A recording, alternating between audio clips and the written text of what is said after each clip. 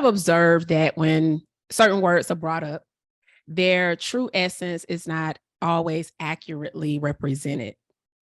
And when it comes to the term masculinity, that word frequently falls victim to misunderstandings and oversimplifications. And what I often find when it's used a lot out here, there's a lot of mainstream discussion, but they often fail to acknowledge the diverse aspects and fluidity of masculinity, leading to a limited understanding of its true essence.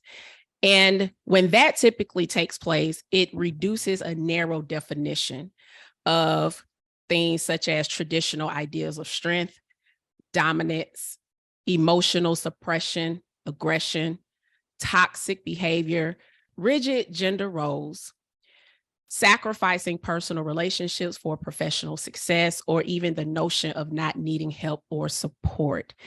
And what happens is when that becomes a restricted, narrow portrayal of masculinity, it also imposes unrealistic expectations on men, which limits their ability to explore and express their authentic selves. And if I can be honest, and this is just my personal opinion, I believe that many conversations revolving around masculinity tend to stay on the surface level. And when that happens, we rely on assumptions. However, in order to move beyond these limited conversations, we must embrace and expand our understanding of masculinity. And the reason why this is important is because it impacts our relationships. It impacts our relationships with ourselves as well as others. And it also influences the way we perceive and interact with gender dynamics in society. And by limiting our understanding of masculinity to these narrow stereotypes, we hinder our ability to foster healthy, balanced, and authentic relationships. And what I wanted to do today is I kind of want to unpack masculinity a little bit, but I didn't want to be the person to do it. I wanted to bring a guest on to talk about this. And I've never met him in person, but I have seen him out here in these internet streets. That's what I like to call it. I've been following him for a while. Very intelligent man, and he just really brings a lot of great information in regards to men and healing. And my guest for today is James Harris. James is a licensed mental health professional, and he's also the founder of the movement called Men to Heal, which primarily focuses on men and encourages boys as well to be more attentive to their mental and physical health, their ability to communicate effectively, as well as increase their self-awareness. This movement is designed to disrupt the stigma around mental health, right? Mental men, healthy heal, right? Amongst boys and men and undeserved populations. He also holds a master's degree in clinical mental health counseling. And he's also an Army vet, a serial entrepreneur, as well as a speaker. And so without further ado, James, thank you. I appreciate you coming at the very last minute. I have been very last minute this month of June, and I apologize for my lateness, but I appreciate you saying yes. Yeah, no, it's all good. I had a couple things and a couple engagements that I was doing, but the time just was aligned for me to be allowed to be here today. So no, I appreciate you for welcoming me and just sending an invite, just recognizing myself and my platform. So I definitely am appreciative of that. Absolutely, absolutely. I really do love the work you do. I've been following you for a while, and I really do like what you're bringing in terms of awareness to men, as well as young boys. And I thought that you would be great to have this conversation. Yeah, no, that's cool. Yeah, let's talk about it. Yeah, let's have a conversation. So I was on your website, okay, and I was reading, and this was so interesting that I did not know. Everybody has such an amazing story. And I saw where you lost your dad at the age of 5. And at the age of 8, you mentioned that your mom had strokes and epilepsy, and you were actually placed in the foster care system at the age of 8. And one of the requirements was to attend counseling. And you found that it wasn't necessarily beneficial for you. And I would kind of like to go back to that because I think that impacts a lot of where you are now, in regards to your story and also you being a therapist and helping men and young boys. And I would love for you to talk about that.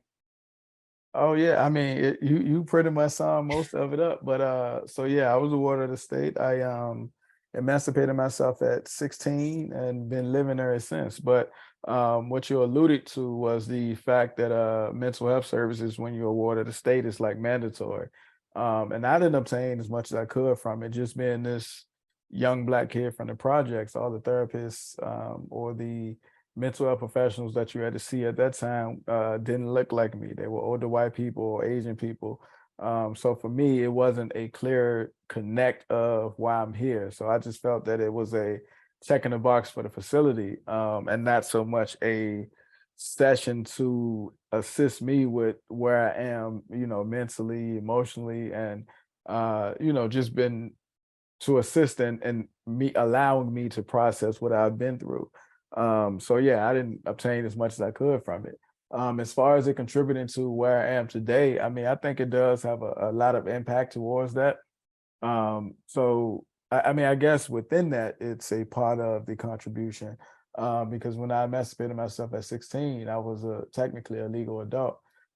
Fast forward, went to college, joined the army, 2 years, 8 years, two deployments, one Iraq, one Afghanistan, and just being a vet, knowing that I was deployed in a combat unit, that also contributed to me where I am because I wanted to ensure that my veterans get care. Because when I got back and I knew I was different from those deployments, seeking services at the VA wasn't a fun process either. It was no combat veterans who were therapists and or just people who understood. So that's why a lot of veterans tend to go to the groups or nothing at all, just because it's not that cohesive, relatable experience.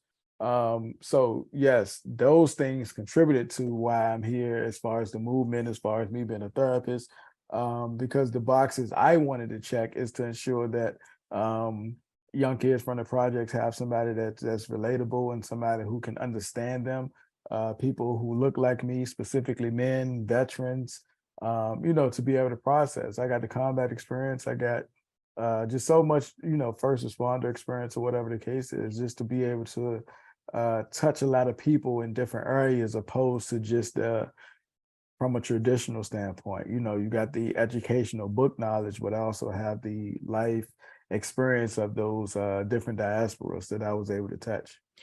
And I know that when you realized that there was some form of a gap and in regards to maybe someone that was relatable, someone who maybe looked like you understand that, hey, I'm a kid who was raised or born and your environment was the projects. Do you feel like as you was doing your own work as an individual, did you feel like there was your view on masculinity was restricted? So to me, the views from society, from a societal standpoint of what masculinity is, have a restricted view. Like I don't subscribe to those norms or ideologies of what society would consider masculine or feminine or whatever the case is. To me, it's you need a healthy dose of all of those things to be a well-rounded human being. But pretty much from the standpoint, like I just view them as not only different attributes that you need as far as your behaviors or different roles that you play within this culture of society, but a lot of people, view them more than just the social constructs that they are, and that's when the hindrance come in, whether it's within your relationship and or your social circles. Those things tend to be obscured by what the views are that people tend to project their ideologies on people or ignore the ideologies of other people based on those things. But to me, nah, traditionally, no. And what I mean by that is like I was just so open and comfortable with myself throughout my adolescence and as an adult and just knowing the security within myself. So growing up in a group home, at any given time it was 10 to 12 boys, right? And Right. My favorite color at that time was pink. It still is, but like just from a strategic standpoint. We had this one kid, back then it was mental retardation, but now of course it's emotional. It's the verbiage has changed, but I'm Mhm. saying mental retarded to put you in the place of the story so you'll know what I'm talking about. So he was MR, and he would just have no care for your personal products. Like he'll use your toothbrush, he'll use your brush, he'll, whatever. But if you tell him pink was for girls, he wouldn't touch it. You know what I'm saying? So me strategically, that's what I adapted to. I just everything was pink, so my stuff was technically safe. And then fast forward, joining the army, it was the same thing. I get all my stuff pink, all male unit. They getting the blues, the blacks, the camos, and stuff like that. So I just was in a position to do what I wanted to do without having the care or the worry of the perception of others, and just being a non-traditionalist in that fact has helped me reach a lot of different other males, whether it was with my book or just speaking engagements and so many other things. Okay. So, um, how would you define true masculinity just based upon your work, the things that you do, how you help men, and not being so conformed to societal norms? Because I'm with you too. I don't conform to it, but I know there's a lot of conversation around it that has caused many people to conform to it, a lot of misunderstandings. How would you define it? What would be, um, how would you look at it as? Yeah, so I mean, I guess that like what you're saying is definitely a misunderstanding, but if I had to put a definition to it or some words to it, I would just say um, a handful of characteristics that are normally geared more towards, um, I guess, the male side of things, which is unfortunate because the attributes that they try to design or say are for males, they typically tend to be for humans, not just one specific gender. And I think that's one of the part of the issues is like expressing your feelings, displaying your emotions, crying, just so many other factors are human characteristics. But I think from a masculinity standpoint, they say, oh, it's feminine to do those things. And the result of that, you wind up having issues within your circles, whether it's your platonic relationships or your romantic relationships, because you're not as expressive. You're stoic, you're standoffish, you're not as vocal about your needs, your feelings, and it tends to carry over in the negative side of those relationships when you don't do that. So for me, I would say the view of masculinity has shifted to be more of a deterrent for actions of a healthy dose of both feminine and masculinity. Okay. That's good. That's good. And so, what would be, I guess, what would be considered toxic? I hear and the reason why I'm saying these words, because I guess I hear these a lot out here in these internet streets. Hmm. And I think all of it is wrong a lot of the time. And everything is Right. defined as toxic and unhealthy and all the things. And so, what are some characteristics of toxic masculinity? And I know that these traits can be applied to both the male and the female, but I think I want to kind of gear more to the men, just in regards to masculinity.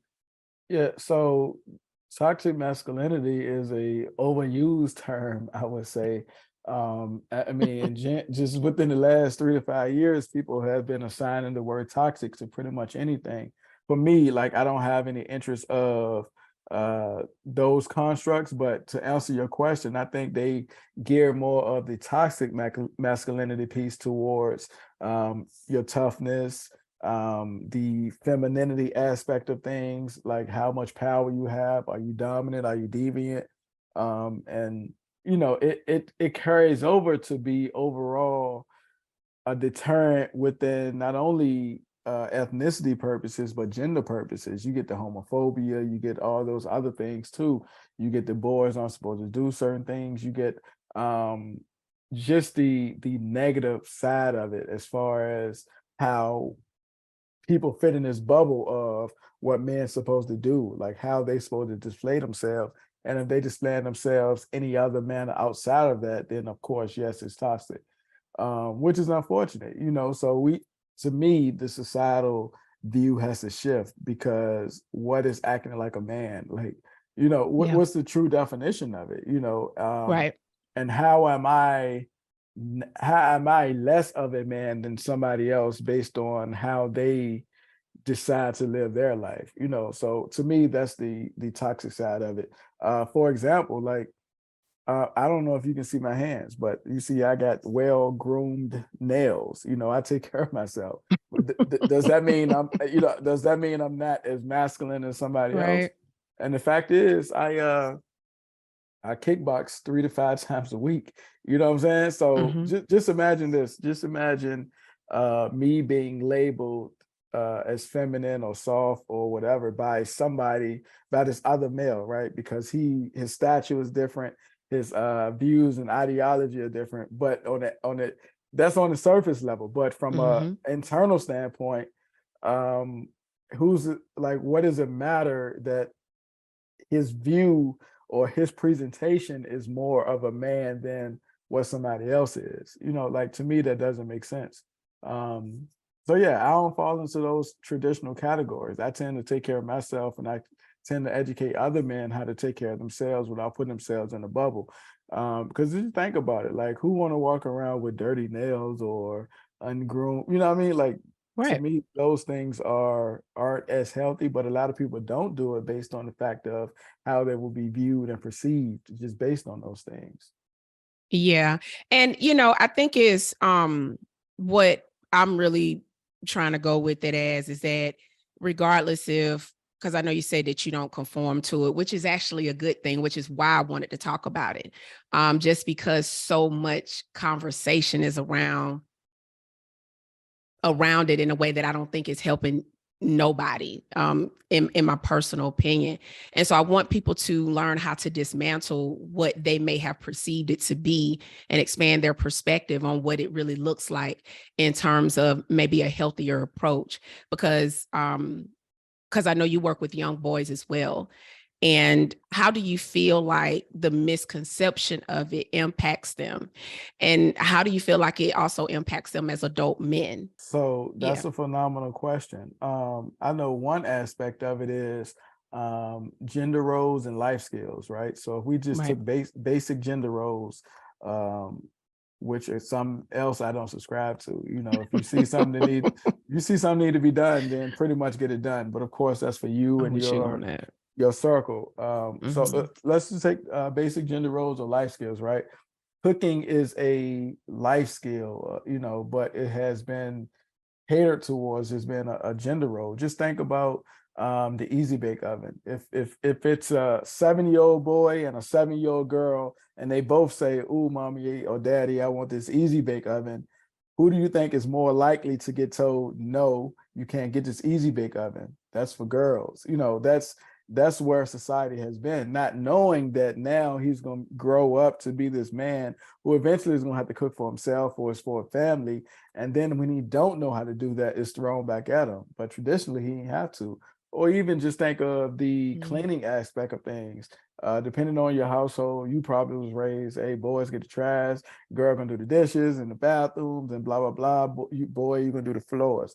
Again, something else that's gonna limit him when he get older and he don't know how to do his laundry and or clean the bathroom thoroughly or his dishes, like those things are roles that humans need, not necessarily a specific gender. So I would say those are some of the misconceptions that tend to follow young people as they grow once they're placed mentally in this bubble and then physically, depending on where they are.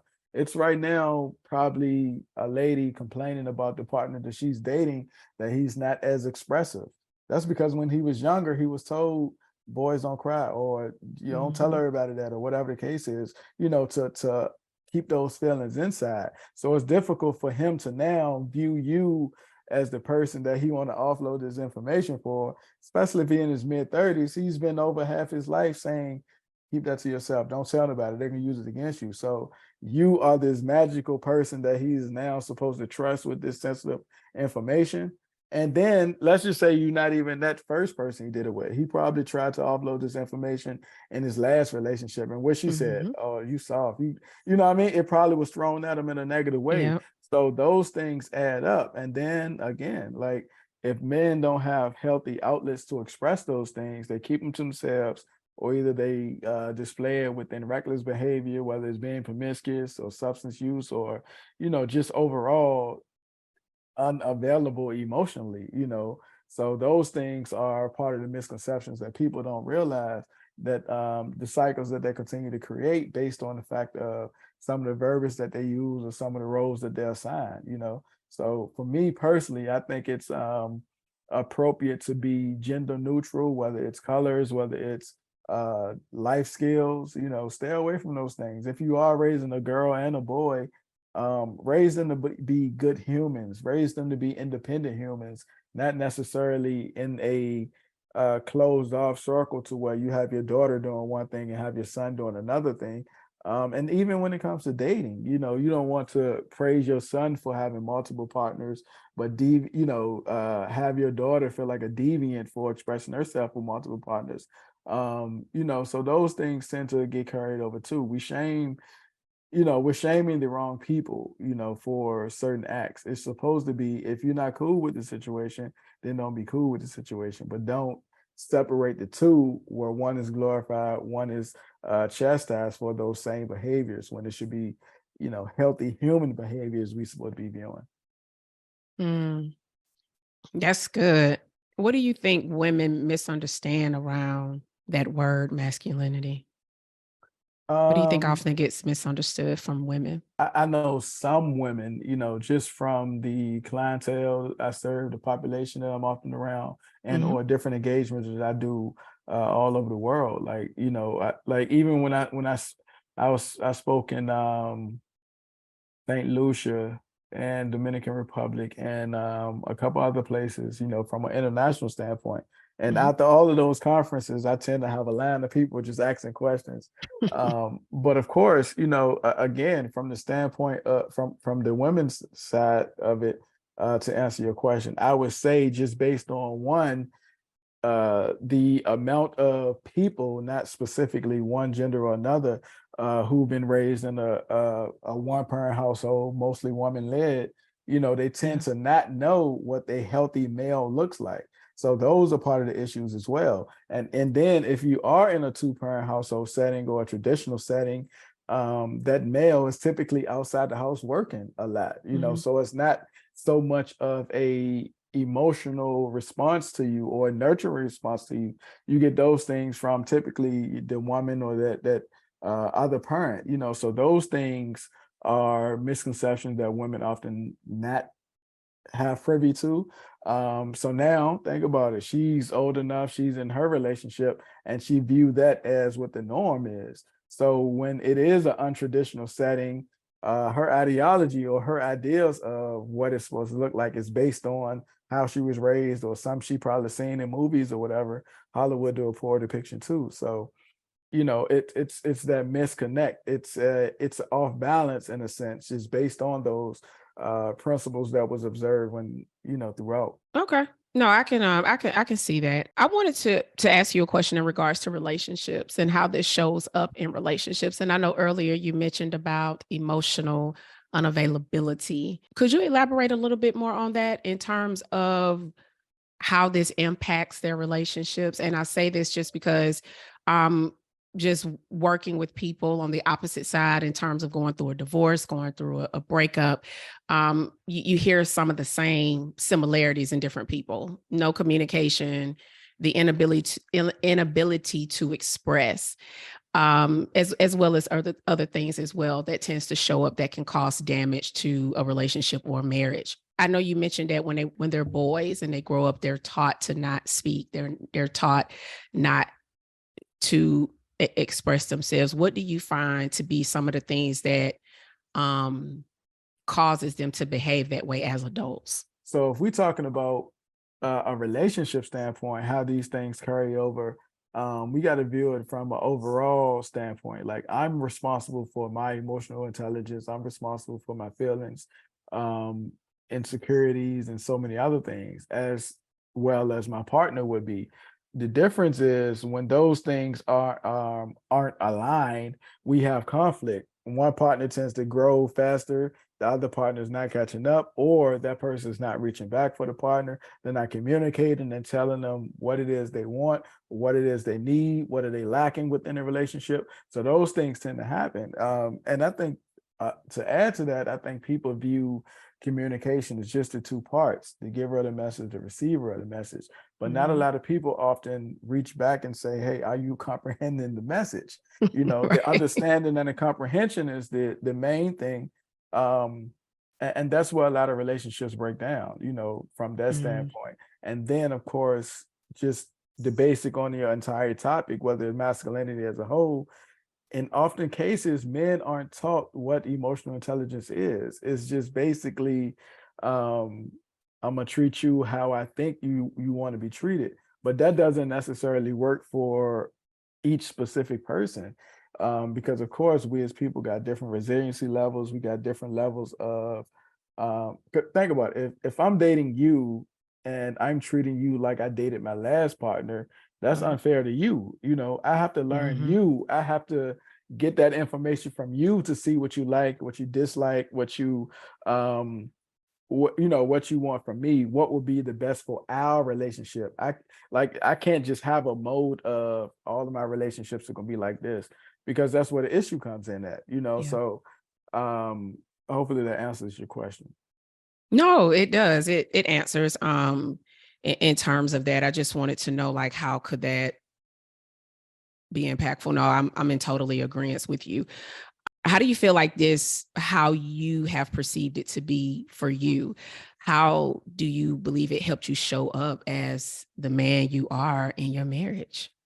um which part? Being emotional Just or Yeah, just the EQ, being able to communicate, being able to say, "Hey, you know what? I'm not going to just treat you maybe like I've treated other people in the past. I need to learn you. I need to understand you." Just the perspective. Like, it seems as if your understanding around it is a lot more different yeah, so than quite a few people. yeah. So I mean, just overall emotional intelligence pretty much is being aware of your own limitations, being able to identify somebody else's emotional availability. Just emotional availability is definitely important. So for me and my relationships, I've just been in a position to where my partner understands what she's getting. She know I'm going to express myself.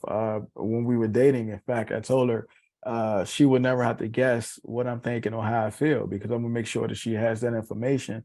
Yeah. And then from that point, she can do what she want with the information, whether she address something with me or whether she hold it to another time. But the purpose of me saying that is I don't want you to have to ever think like, what is he thinking? Am I doing anything wrong? Is it something that I can do better? And if she is thinking that, I want her to know for sure, like I can just take this to my partner. We'll have a healthy exchange, a dialogue around it, opposed to just going in a relationship. Like, I don't know if I should bring this up. I don't know if I should address this because my partner is going to react this way or not engage or just shut down completely. And I think those are some of the things that you see, or that I've seen when I'm doing marriage counseling with other couples. They tend to be like, I wanted to take this to him, but he was going to say this, or he was going to shut down or walk out or storm off or blow up. So those things are unhealthy as far as the communication breakdown. So I think the different approaches can happen. You just have to, one, identify who you are dating and who you chose to be as your partner. Also, you have to do the work before you even get to that stage, to be honest. If we're talking that way, I would prefer Oh somebody yeah, to, we absolutely talking about that. The healing part. yeah, Yes. yeah, Mhm. exactly. I would prefer somebody to continue to work on themselves before they even engage or bring somebody else in, because uh your emotional intelligence, your overall wellness, your unresolved traumas, your um neglected grief, all of those things can show up in relationships. And if you didn't process them or identify those things early, they tend to manifest themselves in times that you don't want them to be addressed. So, Right.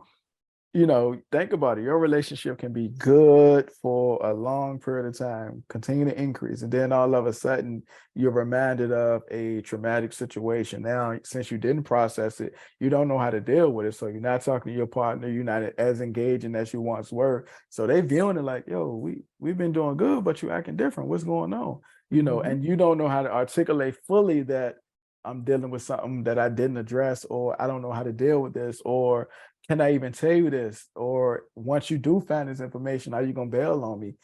So abandonment issues, attachment issues, all those things come up when you don't address or when you don't fix issues before you get into a new situation. So those things are unfortunate. And a part of my bio that you didn't mention was I published a book called Man, Just Express Yourself, which is an international guide for boys and men to address our mental, emotional, and physical overall wellness.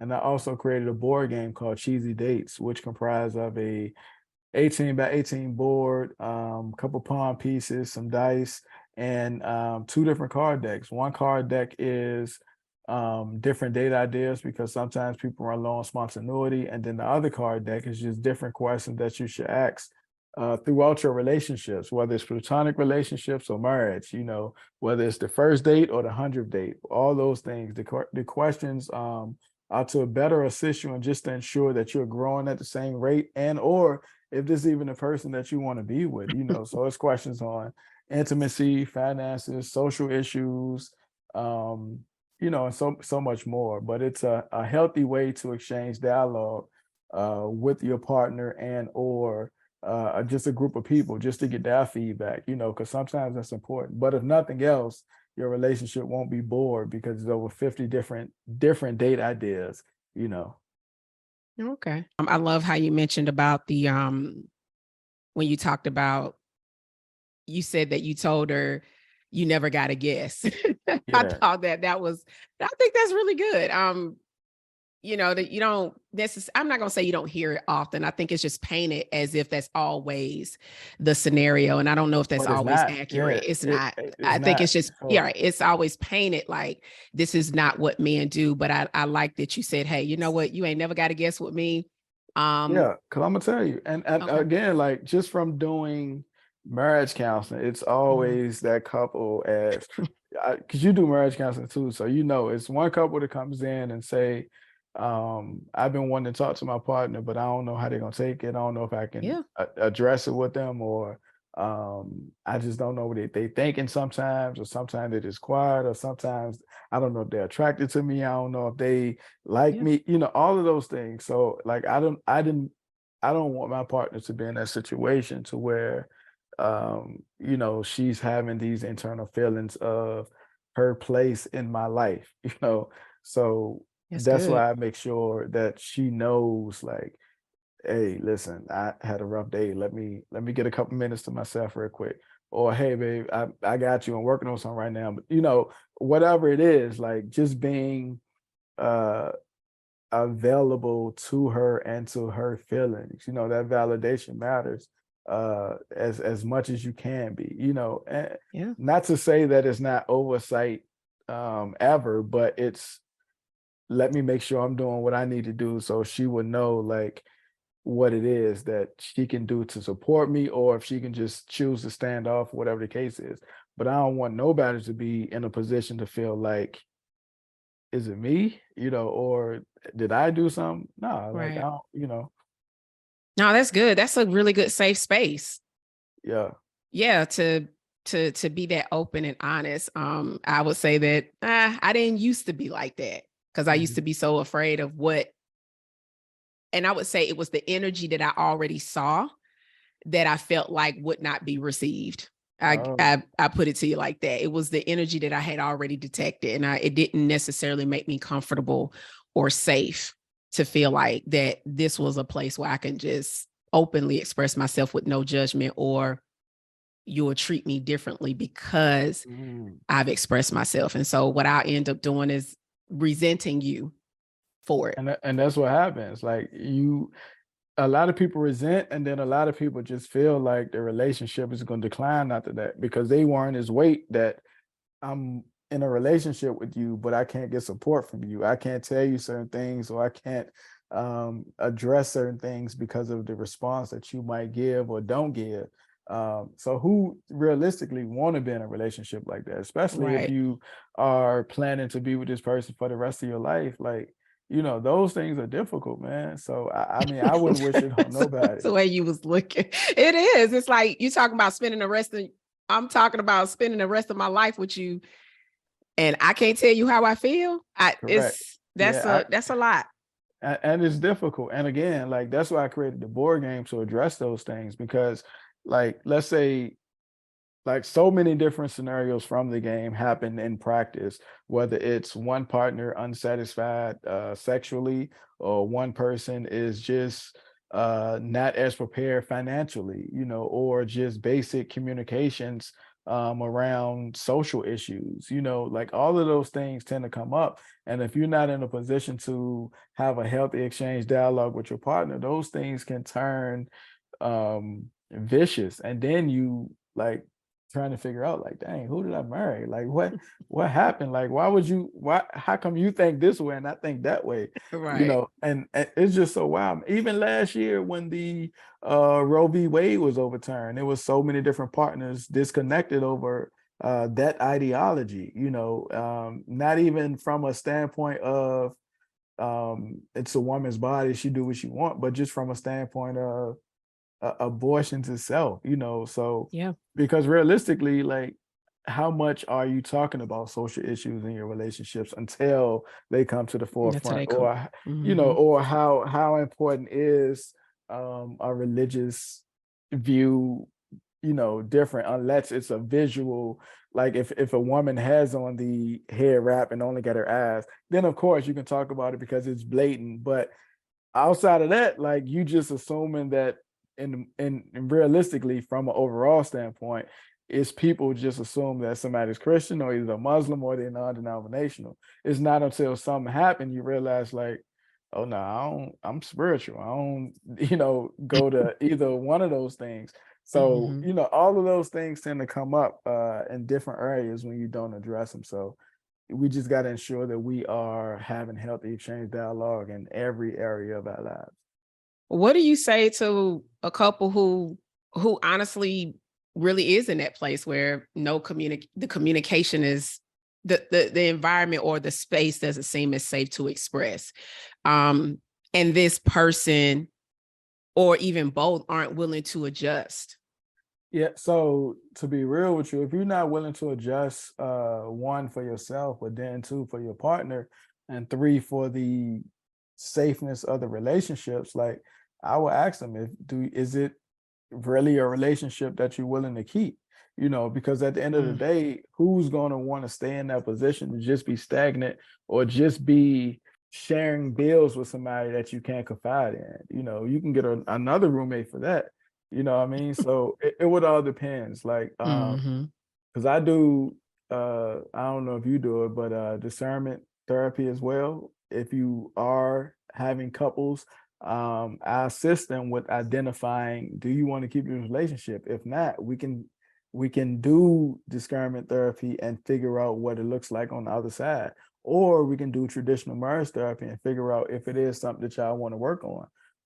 But you got to be willing to help yourselves. You got to be willing to grow in certain areas or change those certain behaviors, because clearly it's a disconnect between you and your partner. If they want or identify something else and you're not willing to give them any leeway or any compromise to it, then it's probably not going to be as healthy or whole as it can be. Mm, that's good. That's good. So I take it as in that's something that you always work on, you and your spouse, you always work on adjusting and growing and just Well, individual work as well. so you have to, though, because Hmm. think about it, like, evolution is evolution. You're going to Right. continue to grow and continue to evolve. The difference in a relationship is your partner growing or evolving at the same pace?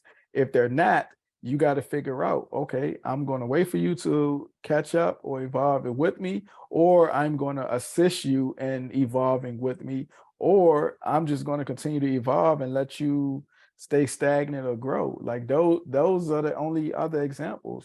We can help, we can ignore, or we can continue to do it. And I think what most people or a lot of people tend to do is grow, and then complain like, hey, what's, like you ain't pulling your weight. Or because in a healthy relationship, you're saying, hey, I'm thinking this, what are you thinking? Or I'm trying to do this, are you trying to do this? You're communicating, you're reaching back when that growth happens. Those, that's what make it healthy. You're able to discuss what's going on, and assist with the evolution if you're not, what I'm saying? Like, because like if you've been married 20, 30 years, of course you've grown in age, you've grown in maturity, you've, hopefully grown emotionally and all those things to be available for your partner.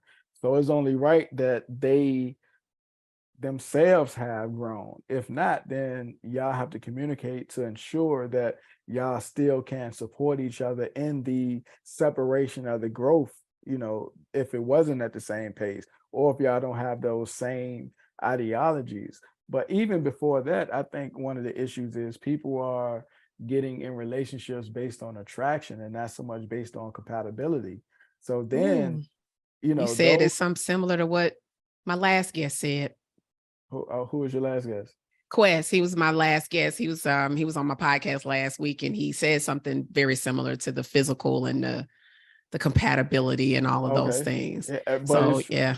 so yeah, he may see the same thing within his sessions as well. But so attraction is those things that can fade or change or whatever. Compatibility is we have the same outlook on a lot of different things, so those things happen. Because think about it, you don't want to be in a situation to where I need you emotionally, or I've been in an accident physically and I can't count on you to be there. Those were like, if you look at what's the Medea movie? What the Which boy, one? bro got sick, he got shot or something, and then only the woman that he did leave. Diary of a Mad Black Yeah, Woman. remember? Yeah. So he cheated on her, had a baby with somebody else or whatever. But when Mm-hmm. he got shot and was injured, couldn't take care of herself, she was gone. That was based on attraction. That wasn't compatibility. That wasn't love. She was there for something specific. So that's what I'm saying. But it's so many other examples of that in real life situations. Y'all look good together, to the public or posting or whatever. But behind closed doors, like, it's not a real relationship because there's no is nothing in common there, so those things are unfortunate. Mm.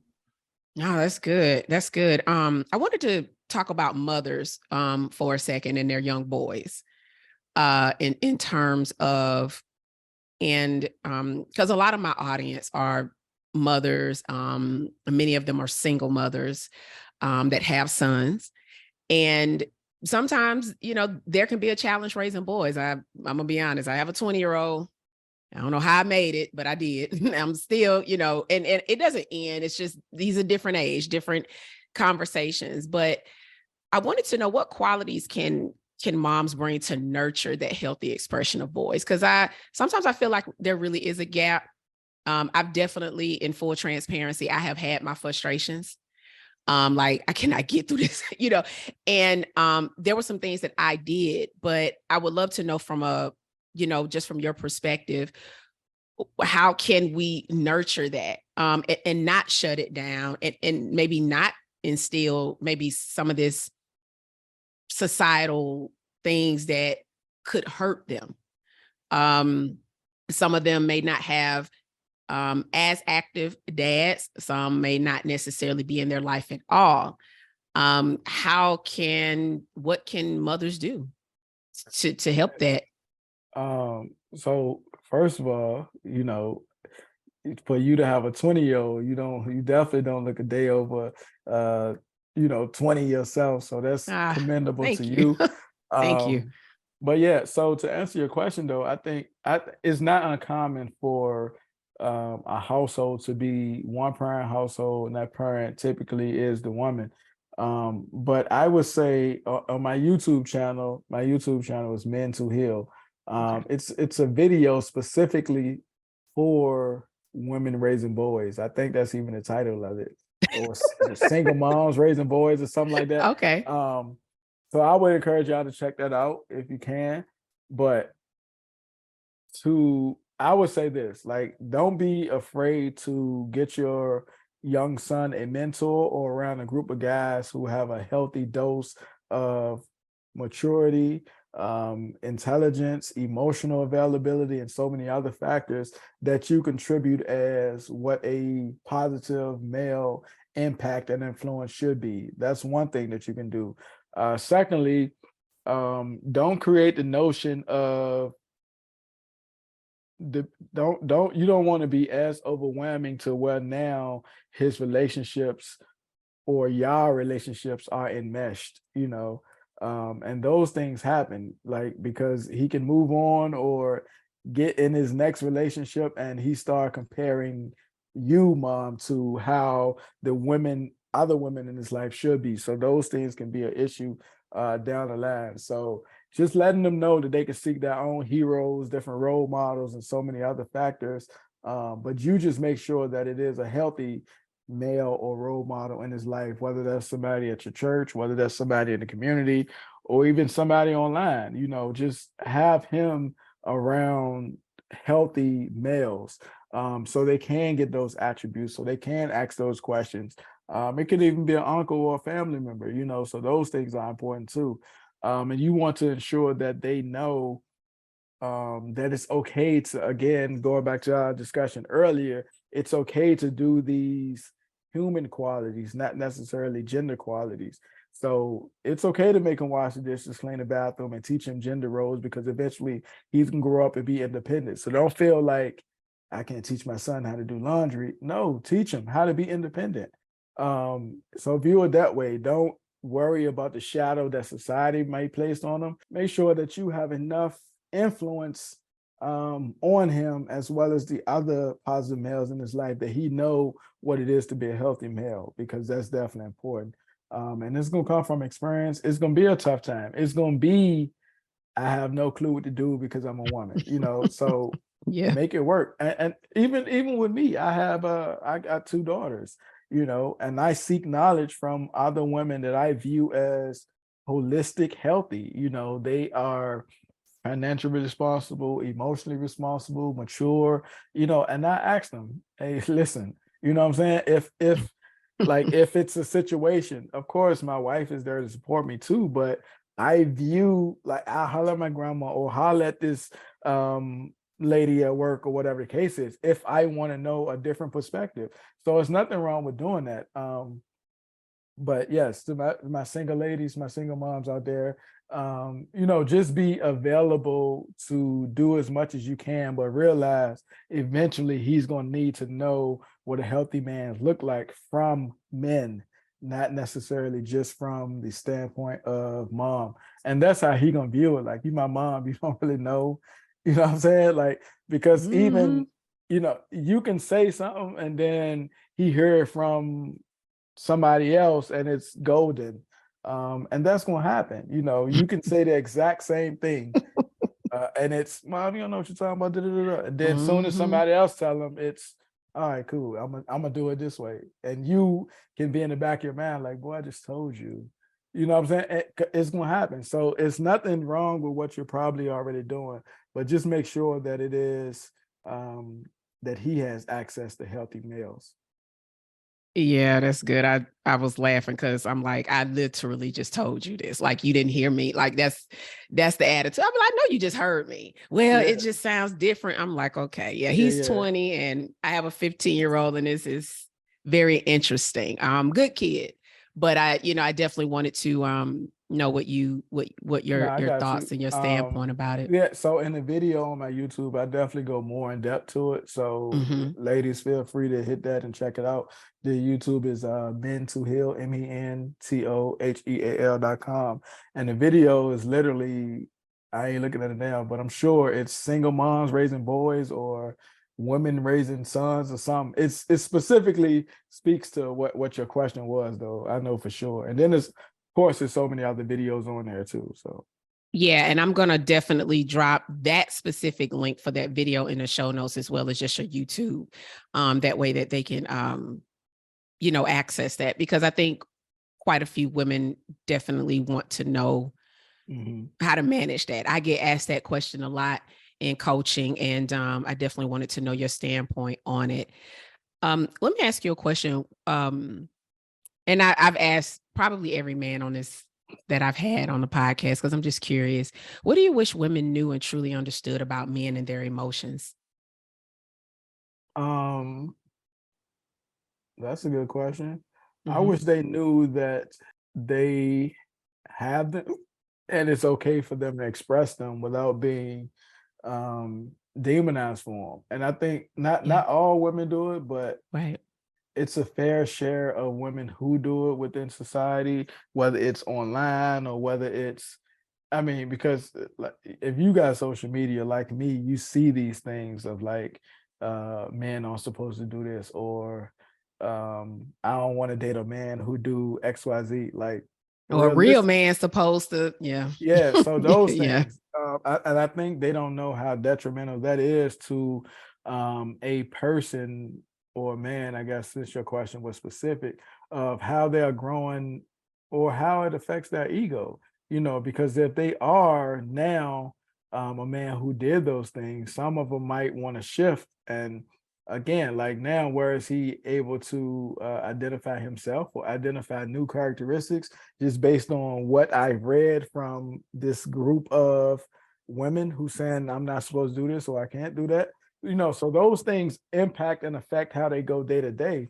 And if he doesn't have a healthy outlet to express some things, those things again manifest themselves within inside, and then they come out in other areas that he's not ready for. So I guess I wish women would know how impactful their words can be, um, especially when they say things in uh, a general overcast, opposed to just Correct. the specific male that they've known or that they've dated. Right. And that goes into doing the work, unpacking that stuff. No, that's good. I feel like this is the same answer I get from every man. Mm. Interesting. Um, my last and final question is, what would your advice be to a man who battles with this? Because I know you said that, the great thing is that you say, what, I hadn't necessarily conformed to what society thinks. And I think that's great. I think that's probably not more as normalized as I would like to see it. But I also know that, and I think it's safe to say that a lot of men do, but want the help. I feel like a lot of men really do want the help. That's just, I feel very strong about it, but may have some form of fear, right? Yeah. Being So judged about I getting the guess help. What would so. I what would would your advice say, be? yeah, yeah. Ignore the perception of others. You know, do what's best Yeah. for you in that situation. Because if you don't, your overall growth is like attached to that. It's tied to it. Um, like even if we, from a societal standpoint, right? If we sit back, like how many is Juneteenth today, which is phenomenal. But how many posts you're probably going to see today is like Black people don't have reparations, or Black people are still underserved, Black people are this, Black people are that, or we still feel like we slaves because we don't have access or whatever, right? So and then you see a group like LGBTQ, right? You see the strides that they're making. You see the laws that are impacting them getting changed. They getting funding for certain things. Pride events be phenomenal.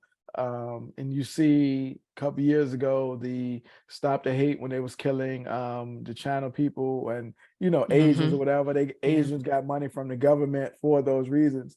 But then again, you come back to questions like this. I think it's because the advocacy for those organizations are nonstop, right? It's nobody's like it's heterosexual men like me saying it's okay to be gay. Like, why are you judging those people? It's more advocacy from straight people saying, hey, let those people be those people. Let them date who they want. Let them change their preference in gender or identity if they want to. So, and it's people saying, hey, stop killing them. Like, just think about how much impactful it would be if white people said, stop killing black people. If it was just 1,000 white people with picket signs saying, stop killing black people, like how impactful would that be?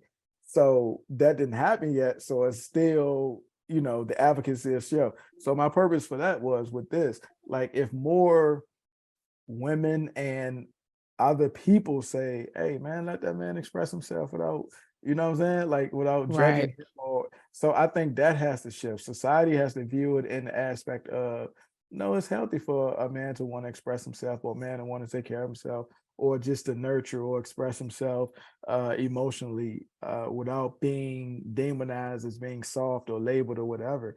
So again, I hope my fellows realize like it's okay to ignore the perception of others.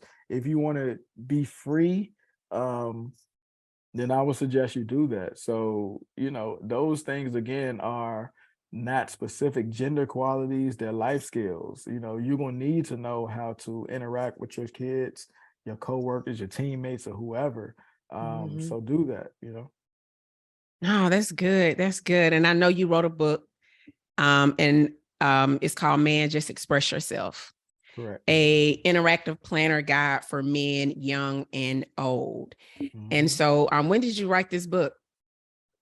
2019, I published it. Okay. And you can get that on Amazon, Barnes and Nobles, Target, Walmart, pretty much anywhere books are sold. And the phenomenal thing about the book is it's interactive. So you got the ability to write it out or draw it out. And it's a review on my Amazon or my Goodreads or something. Anyway, this lady been married 45 years. That's longer than I've been born. And she said, this is the most my husband ever talked about his feelings since I've known him. Oh, Again, wow. That's they've been good. married 45 years. So just to get a Yeah. testimony like that was Hmm. phenomenal because the book is broken down like emotions, feelings, trauma, grief, pride, ego, just so many Yeah. different topics. Anyway, like all the woman has to do is get this book. She can highlight a couple areas for her son or for her husband or a partner or the male in her life, and then exchange dialogue with him about it. He do it, because then at that point it doesn't feel like a chore to him. It feels like something to enhance their relationship or something that you really want to get. So just think about if other women did what she did. They've been married 45 years. She didn't say, oh, this is how he is. She said, no, let me get this tool and I'm gonna highlight these couple areas. You come back and they discuss it over dinner. Again, like it's not too many settings to where you can say, hey, tell me about your traumas.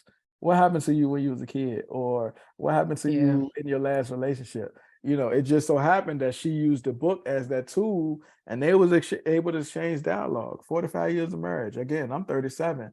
And that review happened 2-3 years ago. So just who knows where that relationship is now, you know what I'm saying? And then from another, of course, I got the board game too, which is a phenomenal tool for your girls nights or your date night with your partner or just overall adult fun. So hit my website, everything is there, www.mentoheal.com, www.mentoheal.com. From there you can subscribe to my YouTube, so many helpful videos, communication, videos for my fellow therapists, videos for parents, videos for spouses, pretty much anybody under the sun. And of course, my social media is there too. And then my store where you can purchase everything that you need, whether it's the merch and book, board game, and so many other things. There's a resource list there too if you need a therapist. Oh, that's good. I looked at it. You got about a good, I'm just about 40 different topics, maybe more than that. Yeah, it's I'm over just 60.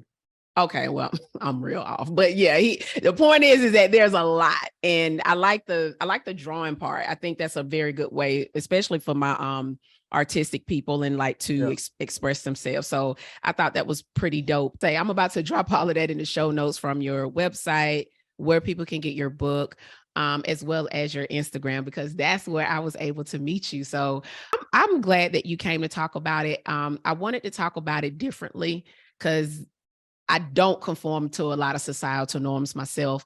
because I don't think it's helping a lot of people. And I like the way you made it seem like you was like, hey, this is about just being a human being at the end of the day, and giving men that space to have different characteristics of what masculinity means to them. And so I appreciate you coming, James, and just, sharing your insight as well as your knowledge and skills. And I'm gonna send you the video on the YouTube so you can put that on there so they don't have to hunt for it, or you don't have to hunt for it.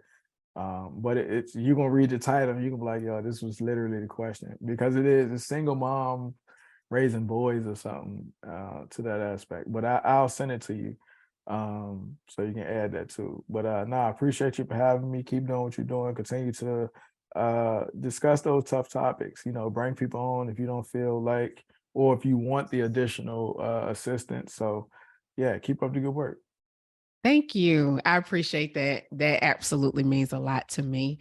Well, thank you again. And I appreciate you stopping by. You take care. Hey, thank you. You as well. All right. Bye-bye.